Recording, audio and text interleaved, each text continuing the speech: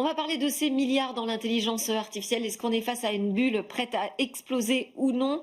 Avec nous pour ce débat, Gilles Babinet. Enfin, je dis avec nous à distance, mais il est bien avec nous quand même. Gilles Babinet, multi-entrepreneur, président de la mission Café IA et puis auteur d'un récent billet paru dans les Échos sur cette interrogation, IA, bulle ou pas. Et avec nous également François Van Écoute. Bonjour François, merci d'être en studio. Vous êtes journaliste pour le magazine économique Challenge et vous suivez également de très près ce sujet. Alors on a une récente étude du MIT qui nous dit que 95% des projets pilotes d'IA générative lancés par les entreprises n'aboutissent à pas grand-chose. En tout cas, c'est un constat d'échec en matière de retour sur investissement immédiat du côté des entreprises qui font leurs expériences.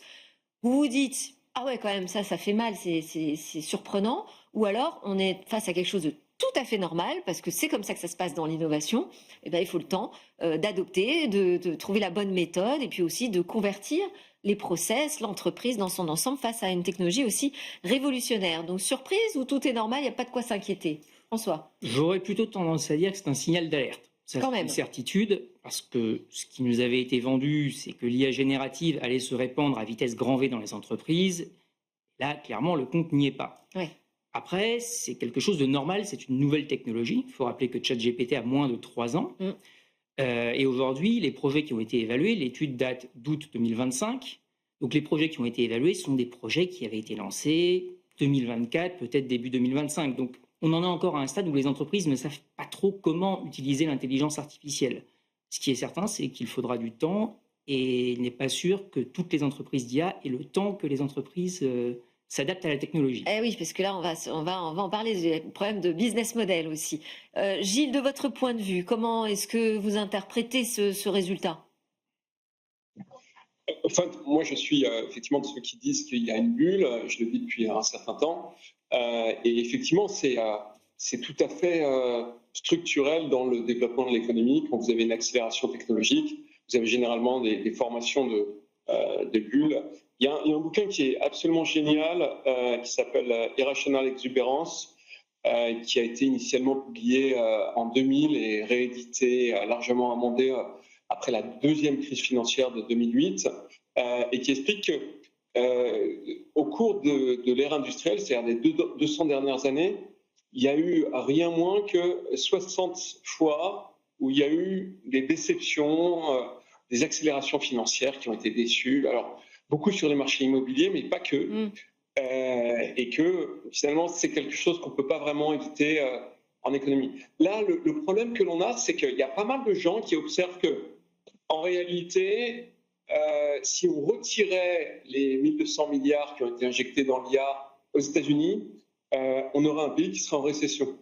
Et donc ça, c'est un peu inquiétant parce que ça veut dire que si la bulle éclate, on peut avoir des répercussions qui vont bien au-delà de l'économie de l'IA stricto sensus et qui vont contaminer d'autres segments de l'économie potentiellement assez durablement. Il faut se souvenir que la bulle de 2000, on a réussi à la dépasser à partir de 2005. Donc il faudra 5 ans avant que finalement on se remette à investir dans le domaine de la technologie et au-delà de ça que l'économie redémarre. Et puis depuis, on a eu une bulle en 2008 et on en a eu une autre en 2014. Et ce sont des plus petites bulles, en tout cas dans le domaine de la technologie, mais néanmoins avec des conséquences relativement durables. Alors, faites le parallèle avec la bulle Internet donc, des années 2000. Il y a eu des perdants. Quand une bulle explose, c'est comme ça. Il y a eu aussi des gagnants. Est-ce qu'on peut faire ce parallèle avec cette bulle autour de l'intelligence artificielle? Est-ce que vous voyez qui pourraient être les perdants et les gagnants? Si ça craque, qu'est-ce qui va se passer en fait? Quelles conséquences on peut imaginer? En fait, ça dépend à quel niveau ça craque. Les gagnants, fondamentalement, dans les grands modèles de langage, on les connaît déjà. C'est ceux qui sont adossés aux géants du cloud. OpenAI est adossé à Microsoft, Anthropic à Amazon et Google est adossé à lui-même. Fondamentalement, pour les autres, il n'y a pas 40 solutions, il faut s'adapter, se spécialiser, comme le fait Perplexity dans la recherche, comme le fait Mistral chez nous avec des modèles d'IA appliqués aux entreprises. Mais ça veut dire qu'on a déjà un marché verrouillé là, en fait. Concrètement, Peut-être que d'autres entreprises inventeront d'autres manières de faire de l'IA générative, mais il ne peut pas y avoir 50 chat GPT sur le marché. Les utilisateurs ont déjà verrouillé, en quelque sorte, le leadership d'OpenAI. Le gros problème d'OpenAI, c'est que effectivement, ça marche en soi, puisque leurs revenus ont été multipliés par plus de 3, enfin vont être multipliés par plus de 3 en 2025. Ils vont atteindre 12 milliards de dollars, ce qui est colossal pour une entreprise qui a lancé son premier produit il y a 3 ans. D'un autre côté... Ils vont atteindre 12 milliards de dollars de quoi? De revenus, c'est leur objectif en chiffre d'affaires. Là, ils y sont en rythme annuel. Leur objectif de chiffre d'affaires 2025, ça va être 12 milliards de dollars contre 3,7 en 2024. On parle de chiffre d'affaires. Hein. Voilà. Et le problème à côté de ça, c'est qu'en termes de consommation de trésorerie, fin 2024, on nous annonçait 25 milliards de trous de trésorerie d'ici 2029, avant la rentabilité. Là, c'est passé à 115 milliards. Donc, ça a été multiplié par 4,6, ce qui veut dire que concrètement, l'exponentielle de la consommation de trésorerie augmente quand même plus vite que le revenu d'OpenAI.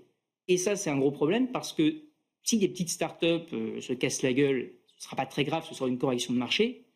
Si OpenAI n'arrive pas à convertir son modèle et se casse la gueule, effectivement, ça risque de créer un accident industriel. Oui, et c'est-à-dire quoi comme type d'accident industriel? Parce que Gilles, vous faisiez le parallèle donc, avec cette bulle Internet. Là, vous l'avez dit, on est dans des dimensions mais qui n'ont strictement rien à voir. Hein, quand on parle de Sam Altman qui va chercher des centaines de milliards de dollars, parce que c'est ça aujourd'hui les besoins en financement, c'est une crise financière mondiale en fait à laquelle il faut se préparer. Ouais, enfin, pour moi, le plus symptomatique, c'est vraiment ce dîner à la Maison-Blanche où vous avez Mark Zuckerberg qui annonce 600 milliards d'investissements, et puis 2-3 minutes plus tard, on le voit qui se tourne vers Trump en lui disant bon, je ne me souviens plus quelle est la phrase exacte, mais en gros, il dit écoutez, j'ai lancé ce chiffre. Je ne sais pas, c'est vraiment. Je savais pas. C'est ce que vous vouliez Oui, c'est ça. Je savais pas combien vous vouliez que je dise. Si vous voulez, en fait, ça a l'air de rien, mais c'est très préoccupant. C'est-à-dire qu'on n'est plus dans un domaine de la mesure, du capital investi avec une volonté de retour sur investissement. D'ailleurs, il a fait aussi des déclarations en disant mon objectif, c'est pas forcément de gagner de l'argent, c'est d'être le leader. Et il n'est pas le seul à avoir fait ce type de déclaration. Donc, vous êtes dans une situation qui n'est plus contrôlée, qui pour moi a toutes les caractéristiques d'une bulle. La seule question qui se pose, c'est atterrissage en douceur ou crack. L'atterrissage en douceur, on l'a souvent dans la technologie. Par exemple, il y a une bulle crypto, il y a 2-3 ans, on n'en a pas parlé, ça s'est dégonflé, beaucoup de gens ont perdu de l'argent, souvent d'ailleurs des petits porteurs, entre guillemets, mais ça s'est malgré tout bien passé. Ça n'a pas entraîné l'économie réelle. Là, je pense que ça va être plus difficile d'arriver à ce résultat, parce qu'on continue à accélérer. Ce que je disais, je crois, je ne sais plus si c'est dans mon papier des Échos, mais en gros, sur les 6 derniers mois, le Nasdaq a pris 40%. Dans les 8 ou 10 derniers mois, avant la crise de mars 2000, le Nasdaq avait pris 60%. Donc, on est vraiment sur une forme d'accélération assez verticale. Les similitudes sont quand même très importantes. Les déclarations inconséquentes qui avaient d'ailleurs poussé le président de la Fed, Alan Greenspan, à parler d'exubérance irrationnelle, le titre de l'ouvrage que j'évoquais tout à l'heure, eh bien, on est vraiment dans cette situation. Donc, il me semble que pour les Européens, la question, c'est vraiment de ne pas jeter le bébé avec l'eau du bain. On a été moins vite, on a levé moins de capitaux. Il ne faudrait pas qu'on ralentisse aussi vite. C'est-à-dire que, en fait, l'objectif, c'est d'avoir une sorte de continuité raisonnable dans la façon dont on traite ces sujets-là, et d'avoir une route qui est probablement une route différente de celle qu'ont les Américains. Il va y avoir beaucoup d'argent gâché. On peut probablement gâcher beaucoup moins et avoir des rendements qui sont supérieurs à ceux que l'on observe aux États-Unis. Mais est-ce qu'on n'a pas un problème de surestimation de la technologie aussi?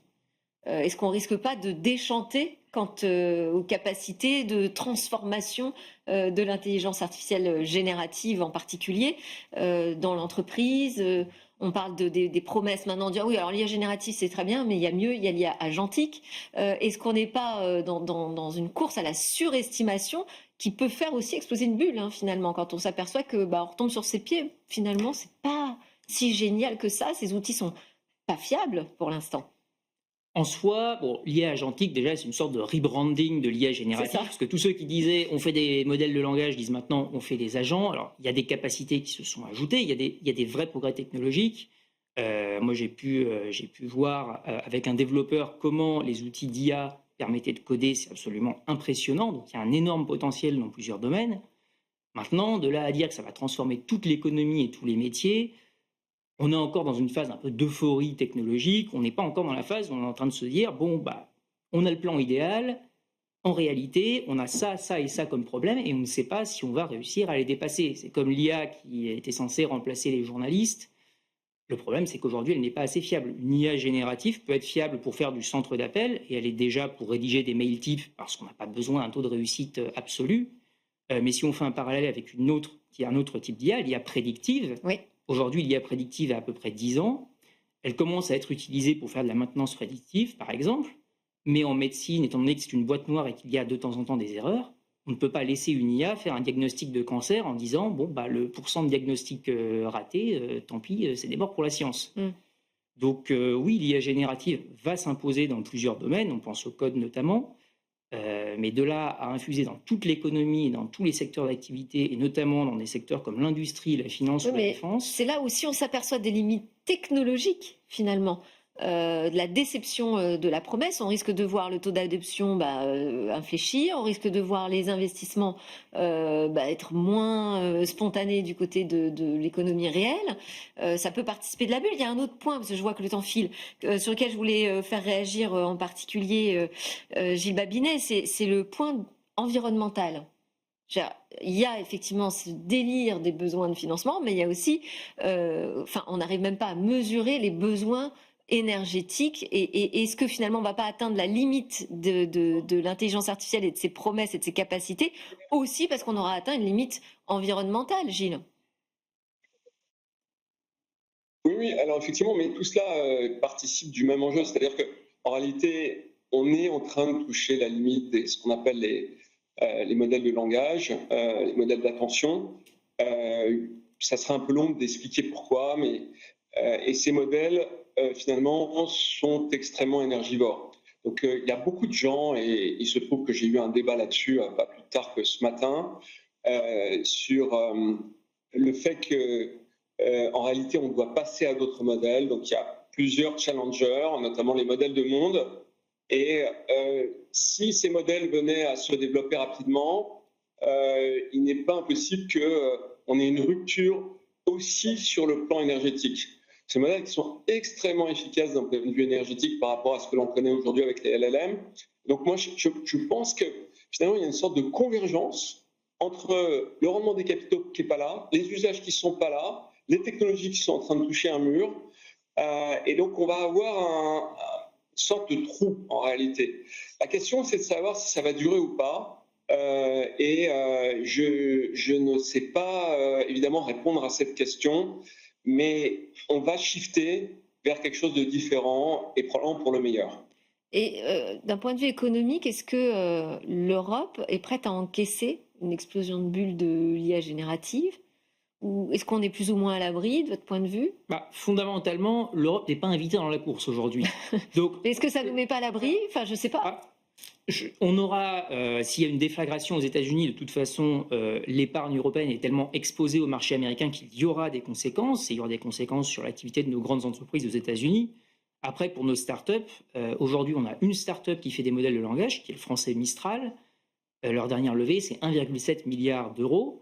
C'est, par exemple, 7 fois moins que ce qu'a levé Anthropic en parallèle. Donc, il peut y avoir de la casse, et il va y avoir de la casse parce qu'il y a aussi eu une euphorie. Je pense notamment à la start-up d'Agentic H qui a levé 220 millions concrètement sur la base de 5 CV et un PowerPoint sans avoir de vrais produits derrière. Mais on n'a pas non plus... la bulle des valorisations s'est quand même éteinte en 2022 en France. Depuis, les entreprises qui lèvent sont quand même des entreprises qui travaillent et qui ont des produits. Mistral fait aujourd'hui 300 millions d'euros d'affaires de chiffres récurrents annuels. Ouais. Donc on a une certaine maturité, enfin en tout cas on s'emballe moins. Le fait de moins L'Europe, s'être emballé fait qu'on tombera moins haut aussi. on tombera moins haut. Mais on aura la déflagration, évidemment, si ça crache du côté de l'économie américaine.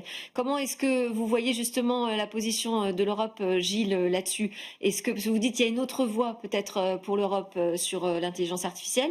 Si on a peut-être plus de prudence, plus de lucidité, on parlera plus de retard de l'Europe, on parlera finalement de sagesse? Oui, enfin, l'Europe reste très en retard, hein. C'est vraiment indubitable. J'étais récemment dans un sommet sur ce sujet à propos du retard européen et on comparait les Américains, les Chinois et les Européens. Les Européens, c'est des gens qui sont très bons sur le plan académique. On est quasiment, si on prend l'Europe avec le Royaume-Uni, à un tiers des publications scientifiques. Donc on tient notre rang dans ce domaine. Mais si on prend le capital, on est aux alentours de 10% du capital. Donc c'est vraiment très très en retard. Il faut qu'on rattrape. Je pense que ça pointe d'ailleurs un certain nombre de déficiences de l'organisation structurelle des institutions européennes et du marché des capitaux européens. C'est des choses qui sont bien connues, très bien identifiées notamment par le rapport Draghi. Maintenant, la question c'est de savoir si on a envie de se bouger ou finalement de se faire reléguer aux oubliettes de l'histoire à l'occasion de cette révolution technologique, parce que je crois qu'en réalité, c'est de ça dont il s'agit. Juste, je ne vais pas parler de la Chine. Elle est dans cette bulle aussi, vous diriez ça Alors la Chine, c'est très étrange et ça vaut pour beaucoup de nouvelles technologies. C'est pareil dans le quantique. C'est une boîte noire. C'est-à-dire qu'on ne sait pas exactement ce qu'ils font. On sait qu'ils avancent, on sait qu'ils investissent. Ce sont des priorités nationales qui ont été définies par Xi Jinping lui-même. Maintenant, la Chine, on en entend parler une fois tous les 6 mois. Il y a eu la petite secousse DeepSeek en janvier, qui avait réussi à sortir des modèles plus efficaces. Là, DeepSeek a ressorti des améliorations de ces modèles qui gagnent encore une fois en efficacité, mais pour le moment, je suis incapable de vous dire combien la Chine investit exactement dans cette technologie et si leurs modèles vont finir par faire un bond technologique. Pour le moment, je pense que quasiment personne n'est capable de dire exactement où va la Chine et si la Chine est en avance ou en retard. Merci beaucoup de nous avoir éclairés sur ces sujets. François Van Écoute, donc journaliste pour le magazine économique Challenge, et Gilles Babinet, président de la mission Café IA, d'avoir été avec nous également. C'est la fin de notre débat, mais Smart Tech continue. On va s'intéresser à ce qui se passe du côté du business dans le mobile.